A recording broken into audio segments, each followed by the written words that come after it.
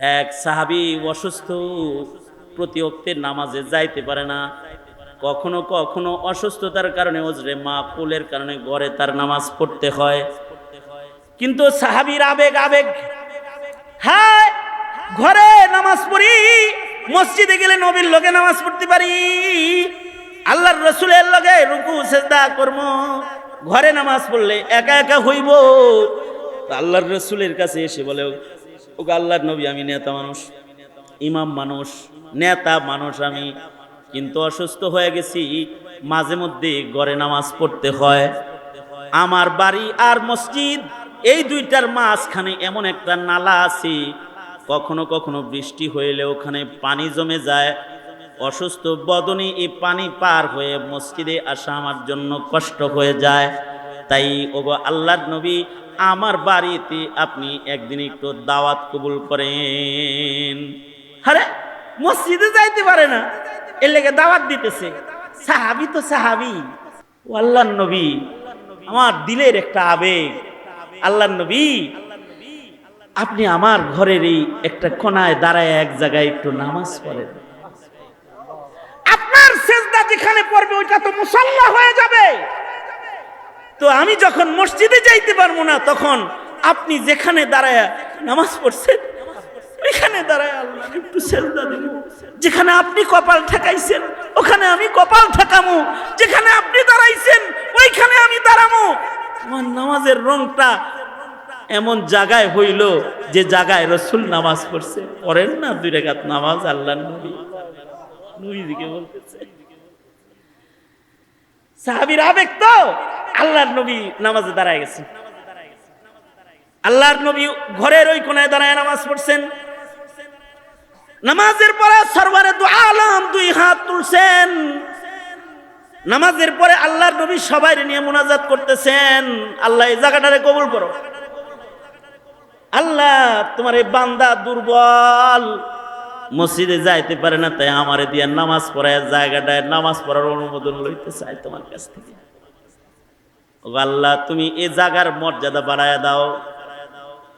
মানে সাহাবীর নিয়ত হলো মসজিদের নামাজ যেমন দামি, নবী যদি কোনো জায়গায় নামাজ পড়ে ওই জায়গার নামাজটাও তো দামি হয়ে যাবে, কারণ ওই জায়গায় নামাজ পড়াটাও তো নবীর সুন্নতের অনুকরণ হয়ে যাবে। এটারে বলে মোহাব্বত। মোহাব্বত কা দাওয়াত আসা হে করনা।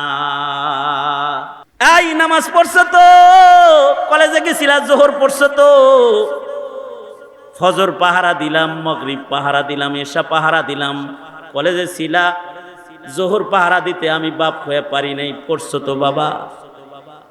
মা সন্তানকে বলবে, সন্তান আমার কাছে যখন থাকস তখন নামাজের কথা বলি, কলেজে গিয়েছিলি, পড়ছিলি নি, আল্লাহর কদমে সেজদা দিছিলি নি?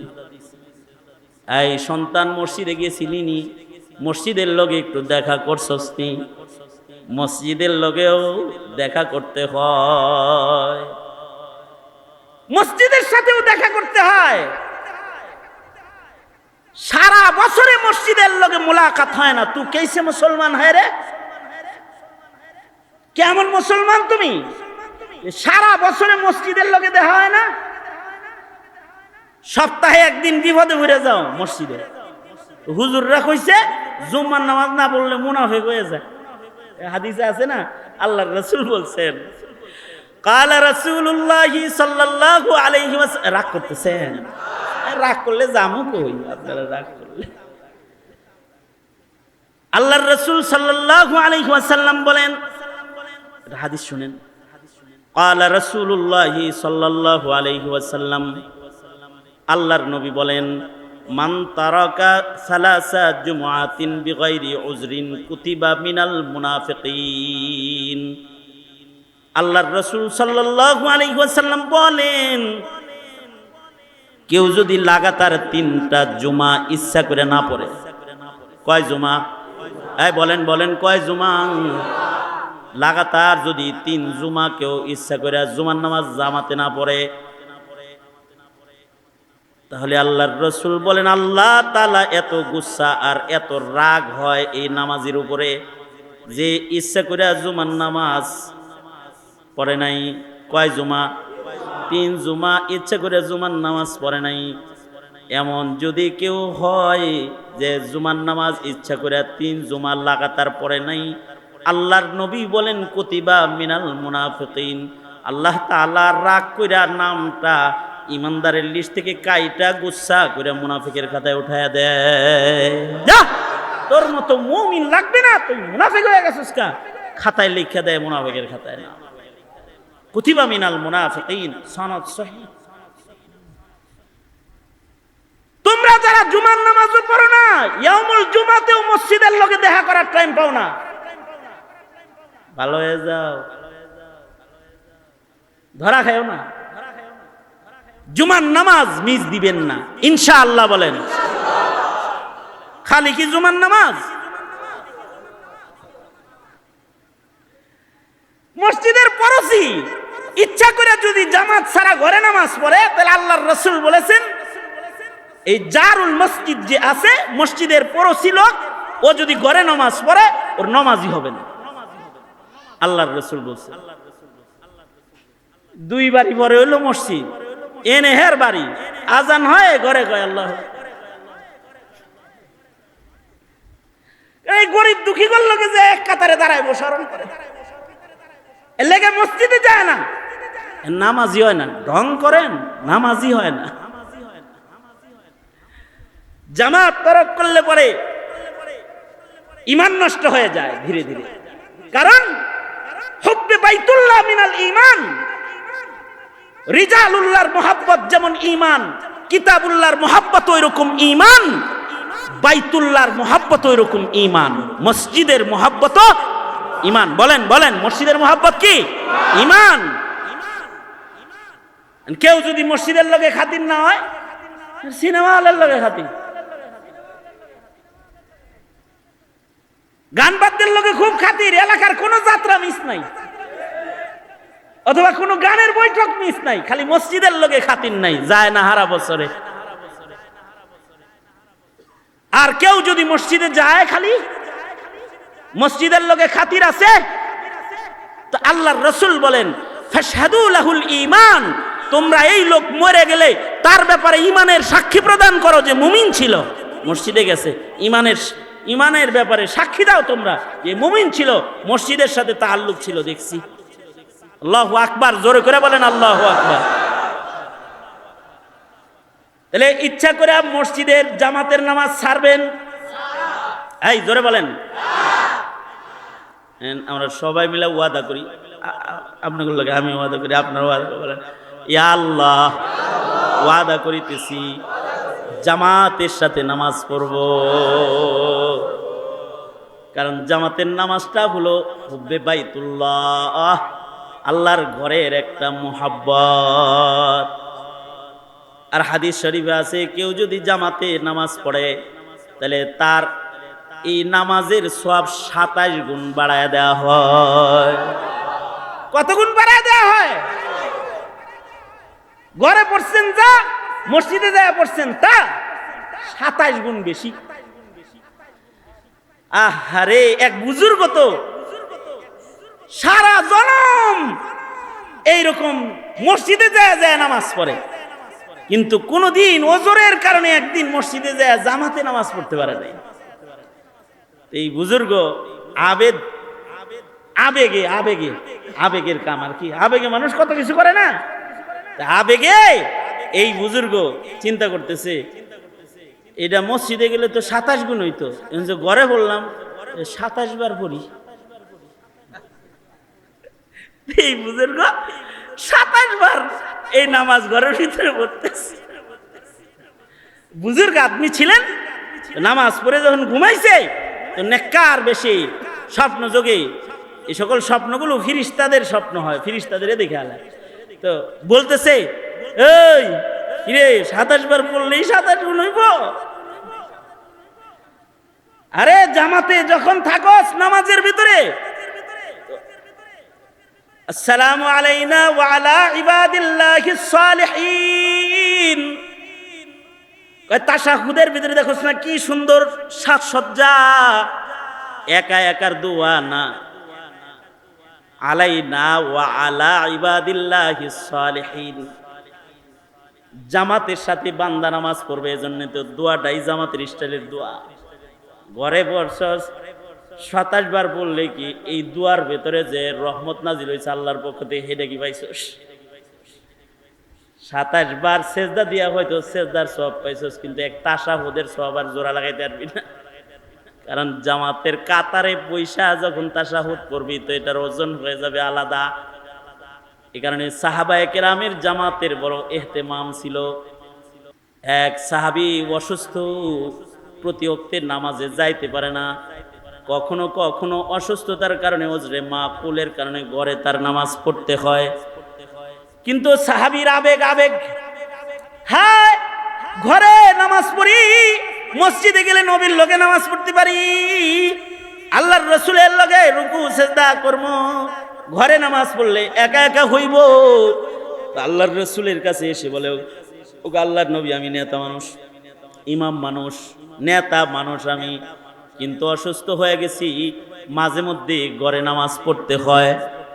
আমার বাড়ি আর মসজিদ এই দুইটার মাঝখানে এমন একটা নালা আছে, কখনো কখনো বৃষ্টি হইলে ওখানে পানি জমে যায়। অসুস্থ বদনে এই পানি পার হয়ে মসজিদে আসা আমার জন্য কষ্ট হয়ে যায়। তাই ওগো আল্লাহর নবী, আমার বাড়িতে আপনি একদিন একটু দাওয়াত কবুল করেন। আরে মসজিদে যাইতে পারে না, এর লেগে দাওয়াত দিতেছে।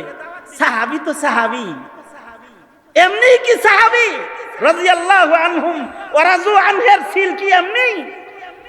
আল্লাহর নবী, আমার ঘরে আপনার দাওয়াত। নবীজিকে দাওয়াত দিচ্ছে, সাহাবীর দাওয়াত।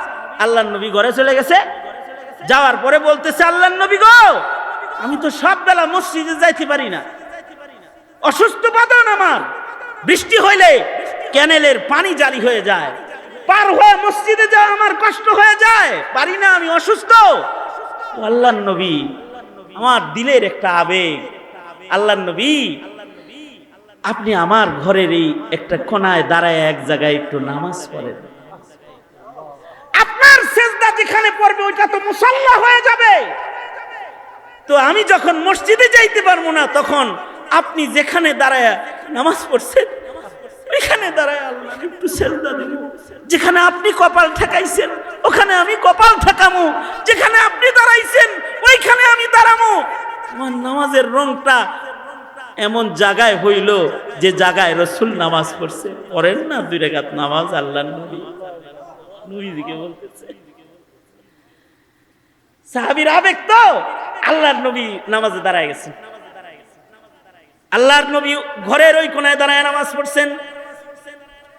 নামাজের পরে সরওয়ারে দু আলম 2 হাত তুলছেন। নামাজের পরে আল্লাহর নবী সবাই নিয়ে মুনাজাত করতেছেন, আল্লাহ এই জায়গাটারে কবুল করো। আল্লাহ, তোমার এই বান্দা দুর্বল, মসজিদে যাইতে পারে না, তাই আমারে দিয়ে নামাজ পড়ায় জায়গাটায় নামাজ পড়ার অনুমোদন লইতে চাই তোমার কাছ থেকে। ও আল্লাহ, তুমি এই জায়গার মর্যাদা বাড়ায় দাও।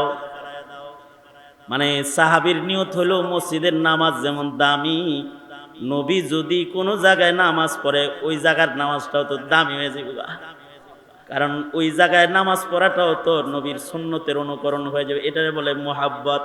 मोहब्बत का दावा तो आसा है करना,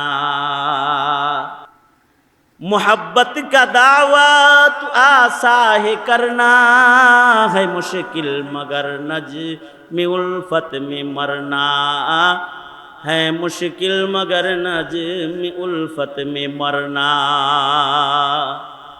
आशिक आशिक दाबी करा खूब सहज, এইটা হলো মোহাব্বত। এই যে মসজিদের লগে টান, হুব্বে বাইতুল্লাহ মিনাল ঈমান। যদি কেউ মসজিদে যাতায়াত করে নামাজ পড়ে টাইম টু টাইম, নামাজের পাওয়ার কত আল্লাহ নিজে গ্যারান্টি দিয়ে বলতেছেন, নামাজ কায়েম করো। কায়েম করা মানে নামাজ কি নুলাতুর কোনো জিনিস এটা খাড়া করব না, নামাজকে মাসাইল ঠিক করে পড়ো, নামাজকে সুন্নত তরিকায় পড়ো, নামাজকে ওয়াক্ত মতো পড়ো, নামাজকে জায়গা মতো পড়ো। নামাজকে কথা কন না কে, নামাজকে জায়গা মতো আবার কিসের নামাজ মনে মনে ভাবতেছে। যেমন একটা উদাহরণ দিই, এই বিষয়ে আমি বয়ান করতে গেলে ঘন্টাখানেক লাগবে। যেমন জায়গা মতো নামাজ, যেরকম মনে করেন ইমাম সাহেব নামাজ দাঁড়াইছে, হে মিয়া কাতারের মধ্যখানে সুন্নতের নিয়ত ধরছে। এরকম এরকম আকল মন্দ আপনারা দেখছেন কোন সময়? বেবলার মতো চায় রয়েছেন কেন? কন্যাকে দেখেন না এরকম আছে না? এরকম কেউ?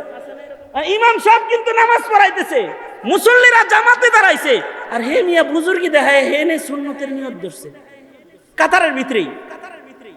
আল্লাহর রসুল ধমকি দিয়ে বলেছে, এই কাতারের ভেতরে দাঁড়ায় তোকে সুন্নত পড়তে বলেছে কে রে? যা আলা বাবিল মসজিদ, ওই দরজায় যা, মসজিদের দরজায় যায় পিছনে যায় দাঁড়ায় সুন্নত পড়।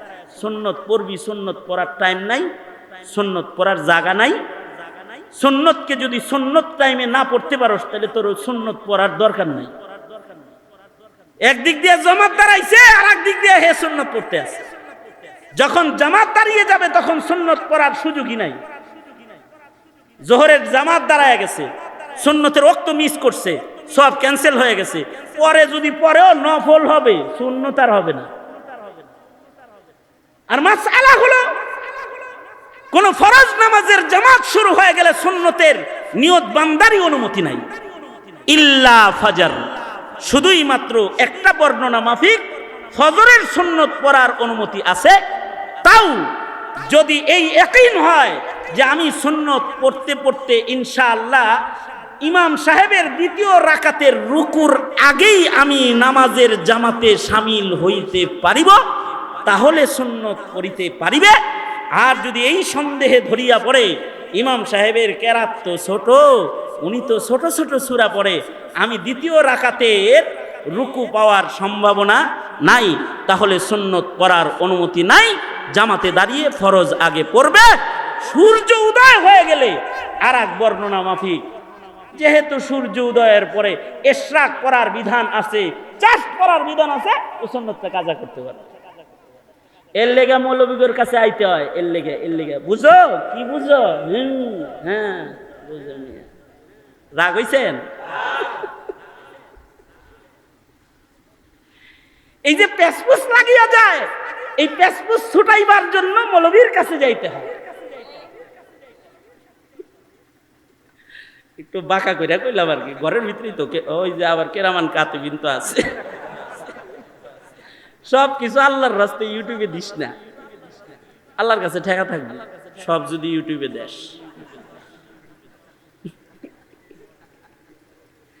কারণ ওদের একটা ভিডিও কাটিং এর কারণে হয়তো কারণ মামলা হয়, তাছাড়া জেল হয়। আবার ওদের একটা ভিডিও কাটিং এর কারণে একটা মানুষ ভালো গুমান পয়দা হয়।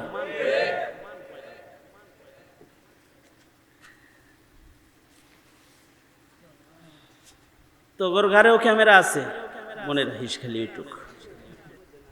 কাতারের মাঝখানে দাঁড়ায় নামাজে দাঁড়াইছে, ওই দিক দিয়ে ফরজ হয় আর এই দিক দিয়ে হে দুগুলুল মসজিদ পড়তেছে।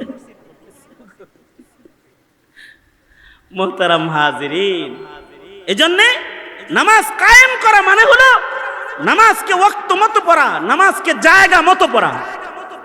কি কি বলেন বলেন কি? ওয়াক্ত মতো পড়া, জায়গা মতো পড়া। বাড়ির পাশে মসজিদ, এইটা নামাজ পড়ার জায়গা না, ওইটা জায়গা মতো পড়া। অথবা জামাত দাঁড়াইছে কাতারে না, ইনদা বাবিল মসজিদ, মসজিদের দরজায় যায় খাড়ায়া সুন্নত আর নফল বুজুর্গি দেহানগা। কাতারের ভিতরে না, হে কাতারে দাঁড়াই পড়তে আছে, হের চিন্তা হইলো যে অত দূর তাইতে আইতে যদি রুকুর থেকে মাথা তুলে আলা এনে খাড়াই পড়ি, খালি সালামটা ফিরে এই কম আল্লাহু আকবার। নামাজ হয় নাই, কবিরা গুনাহ হইছে। এইভাবে নামাজ পড়লে কি হবে? এই মিনাল কাবায়ের, মিনাল কাবায়ের, এটা কবিরা গুনাহ হয়ে গেছে। মুহতারাম হাজিরিন, এইভাবে হলো নামাজকে পড়তে হয়, নামাজকে কি করতে হয়? কায়েম করতে হয়। যদি কেউ নামাজকে কায়েম করে তাহলে তার নামাজের পাওয়ার এত হবে যে তার নামাজ তাকে সব গুনাহ থেকে বাঁচায় রাখবে। আল্লাহু আকবার, জোরে করে বলে। ওই কথাটা আমার তিলাওয়াতের আয়াতের ভেতরে আল্লাহ নিজেই বলতেছেন, উতলু মা উহিয়া ইলাইকা মিনাল কিতাব, উতলু মা উহিয়া ইলাইকা মিনাল কিতাবি ওয়া আকিমিস সালাহ, ইন্নাস সালাতা তানহা আনিল ফাহশাই ওয়াল মুনকার ওয়ালা যিকরুল্লাহি আকবার ওয়ালাযিকরুল্লাহি আকবার ওয়ালাযিকরুল্লাহি আকবার ওয়াল্লাহু ইয়ালামু মা তাসনাউন।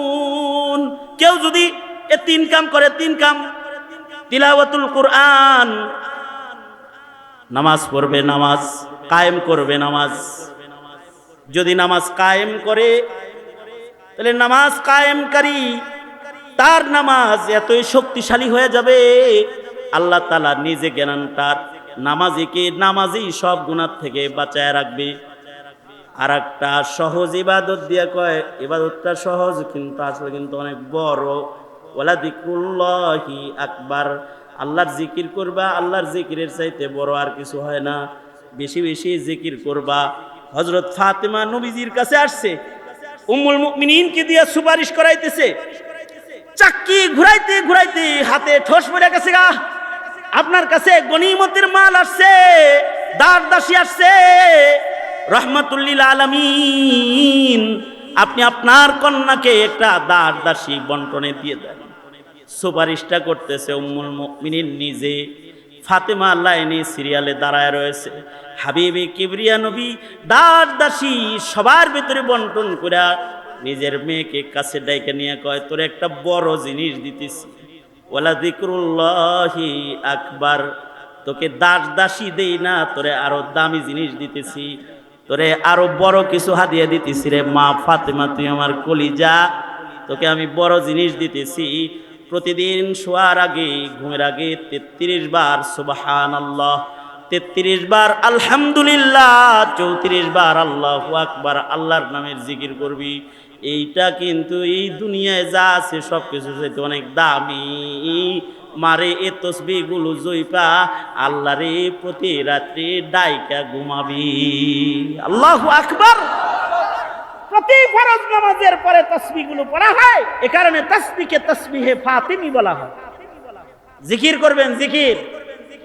কোন বুজুর্গের কাছ থেকে 12 তাসবিহ আদায় করতে যদি না পারেন তো প্রতি নামাজের পরে তাসবিহে ফাতিমিটা পড়েন, শোয়ার আগে তাসবিহে ফাতিমি পড়েন। তা না বেডরুমে টাঙ্গাইছে এত বড় একটা টিভি, এটা দেখতে দেখতে ঘুমান। আরে তাসবিহ টানেন আর ঘুমান না, বাস অনেক কয়ালাইছে। ফের হায়াত বাকি, মুলাকাত বাকি, মুলাকাত বাকি, নসিহত বাকি। হাত তুলে ওয়াদা করেন, ইনশাআল্লাহ জিকির করব, ইনশাআল্লাহ জিকির করব, ইনশাআল্লাহ জিকির করব, জামাতে নামাজ পড়ব, কোরআন তেলাওয়াত করব ইনশাআল্লাহ। জোরে করে বলেন আলহামদুলিল্লাহি রাব্বিল আলামিন, ওয়াসসালাতু ওয়াসসালামু আলা সাইয়্যিদিল আম্বিয়া ওয়াল মুরসালিন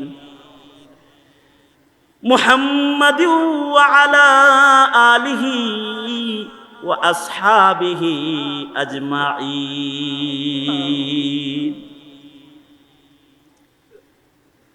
রব্বুল আলামিন নজর করে তাকায় দেখো, প্রচন্ড গরমের ভিতরে বসার জায়গা নাই, চিপা জায়গা।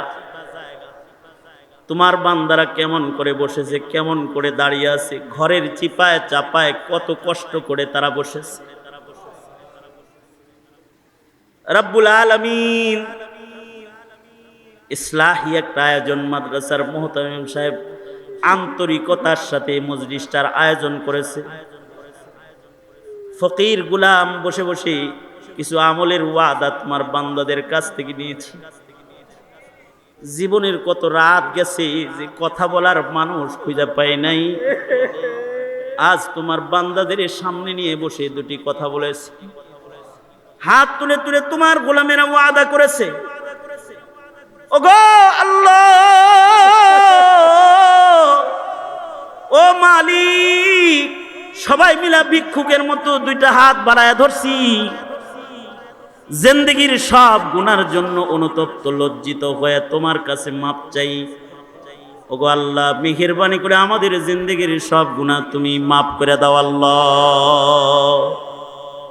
জেনে না জেনে অন্ধকারে আলোয় গোপনে প্রকাশ্যে যত পাপাচার করেছি ক্ষমা করে দাও। আল্লাহ অভাবীর অভাব দূর করে দাও, চাকরিজীবীর চাকরিতে বরকত দাও, ঋণগ্রস্তকে ঋণ মুক্ত করে দাও, অসুস্থকে সুস্থ করে দাও। আল্লাহ যত উলামা এখানে এসেছে সকলকে নেক হায়াত দান করো, কদম কদম লক্ষ লক্ষ নেক দিয়ে ঘরে পৌঁছায় দাও। আল্লাহ রব্বুল আলামিন, ওগো মালিক, এই মাদ্রাসায় বরকত দান করো, এই মাদ্রাসার তারাক্কি আর উন্নতি তুমি নসিব করো।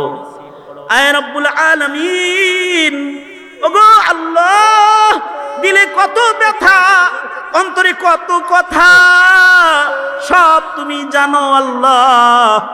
হৃদয়ের খবর জাননেওয়ালা মালিক, মেহেরবানি করে অন্তরের লুকায়িত কথাগুলো কবুল মঞ্জুর করে নাও। আল্লাহ মজলুমদেরকে মদত করো, বন্দীদেরকে মুক্ত করো রব্বুল আলামিন।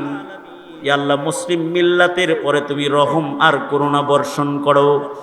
আল্লাহ প্রত্যেকটা যুবককে তোমার কাছে আমানত, যৌবনের গুনাহ থেকে ওদেরকে তুমি রক্ষা করো। মা বোনদেরকে নেক জিন্দেগি দান করো। ছাত্র তালিবুল ইলম যারা আছে ওদেরকে ইলমে নববীর স্বাদ দান করো। সত্যিকারের নায়েবে নবী হিসেবে ওদের কবুল করো।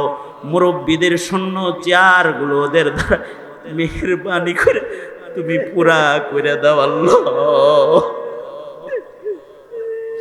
আল্লাহুম্মা জাআল সারানা আলা মান যালামানা ওয়ানসুরনা আলা মান আদানা ওয়ানসুরনা আলা মান আদানা ওয়ানসুরনা আলা মান আদানা ওয়ালা তাজআল মুসিবাতানা ফি দীনিনা ওয়ালা তাজআলিদ দুনিয়া আকবারা হাম্মিনা ওয়ালা মাবলাগা ইলমিনা ওয়ালা গায়াতা রাগবাতিনা ওয়ালা তুসাল্লিত আলাইনা মান লা ইয়ারহামুনা।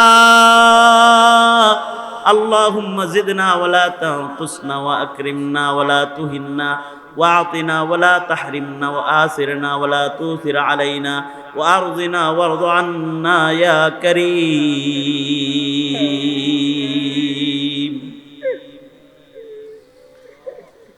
اللهم إنا نسألك الرضا بالقدر والفوز في القضاء ونزل الشهداء وعيش السعداء ومرافقة الأنبياء والنصر على الأعداء والنصر على الأعداء إنك سميع الدعاء.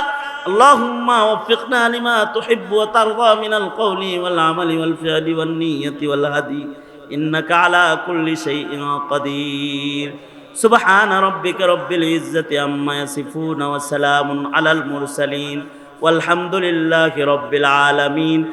آمين آمين آمين برحمتك يا أرحم الراحمين. السلام عليكم ورحمة الله وبركاته.